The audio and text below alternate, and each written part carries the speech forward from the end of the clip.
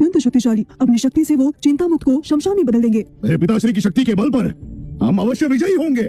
Kevin, चिंता मुक्त गुरुकुल को नष्ट करना किसी चींटी को कुचलने समान होगा।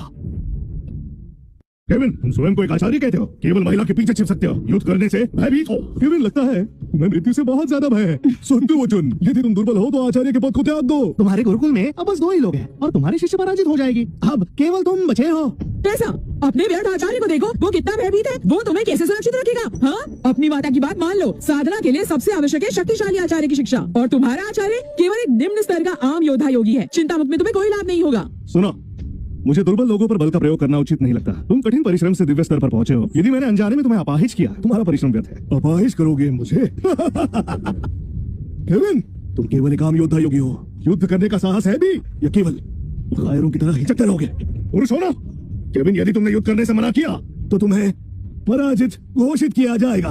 मुझे देखना है कि क्या तुम में साहस है मेरे गुरुकुल की एक चींटी को भी नष्ट करने का।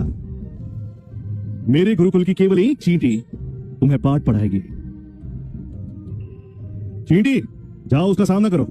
क्या मैं स्वप्न तो नहीं देख रहा? देखा सबने? क्या केविन ने सच में एक चींटी को भेजा है युद्ध हेतु? सुना, तुम किसका तिरस्कार कर रहे हो? केविन, तुम तो एक कायर हो जो अपने स्थान पर एक चींटी भेज रहा है। धिक्कार है। केविन, आचार्य होकर तुमने एक चींटी को भेजा। आचार्य केविन, यदि भयभीत हो तो पराजय स्वीकार लो। कम से कम हंसी के पात्र तो नहीं बनोगे। वास्तव में केविन, तुम महान कलंकजनक आचार्य हो हमारे समस्त साम्राज्य के। देखा कैसा? तुम्हारा आचार्य कितना बड़ा कायर है। उसमें युद्ध करने का साहस नहीं, वो एक चींटी को भेज रहा है। आचार्य जी, सुनो शिष्य, अपने आचार्य पर विश्वास रखो। एक चींटी को भेजा, क्या तुम मेरे आचार्य को अपमानित कर रहे हो? केविन, आशा नहीं थी कि तुम अत्यंत कायर होंगे। तुम स्वयं युद्ध का साहस नहीं रखते।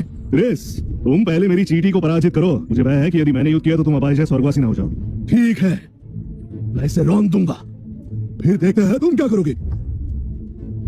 केविन, देख लिया तुमने, मैं तुम्हें सरलता से इस चींटी के समान रौंद दूंगा। वो देखो, असंभव। अंततः केविन है कौन? केवल एक आम तपस्वी, किंतु वो अपने गुरुकुल में दिव्य इच्छाधारी पशु पालता है। रूप कैसे बदल लिया? कैसे संभव है? सबसे भयंकर बात तो ये है कि इसने आचार्य क्रिस की वाक को रोका। इसका मतलब हो सकता है ये एक दिव्य चींटी है। चिंता मुक्त में दिव्य प्राणी कब से निवास करने लगे? इच्छाधारी चींटी, सबक सिखाओ उन्हें। मैं आपकी आज्ञा का पालन करूंगी आचार्य जी।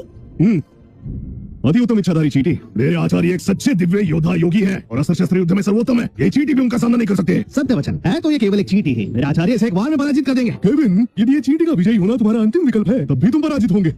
केविन, मैंने तुम्हें कम समझा, परंतु क्या तुम्हें लगता है कि ये चींटी तुम्हारे गुरुकुल की रक्षा कर सकती है?